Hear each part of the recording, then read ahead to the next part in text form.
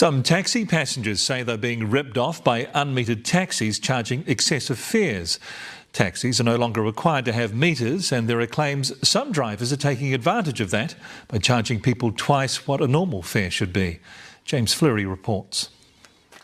Normally a trip from the Wellington ferry terminal to Island Bay would cost Caroline Cullen $40, but her latest trip was far more than that. I literally jumped into the first taxi that was actually there on the ferry stand, so jumped into it, never thought anything about it, and they didn't have a meter on, and so by the time we got here it was like $60. Caroline's case isn't isolated. One Wellington man had to pay $80 for a trip home from the airport in an unmetered taxi, a journey that's usually less than $40.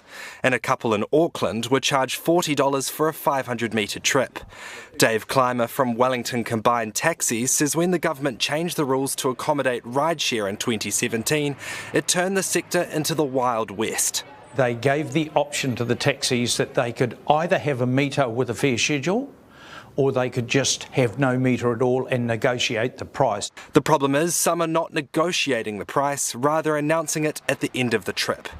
Wellington Airport says while they do require all taxis at the airport to have a meter, they are aware of some cases slipping through the cracks. They say going forward they're going to be installing digital taxi screens to ensure that passengers are more aware of the costs before hopping in. Consumer NZ is encouraging passengers to ask about the fare up front.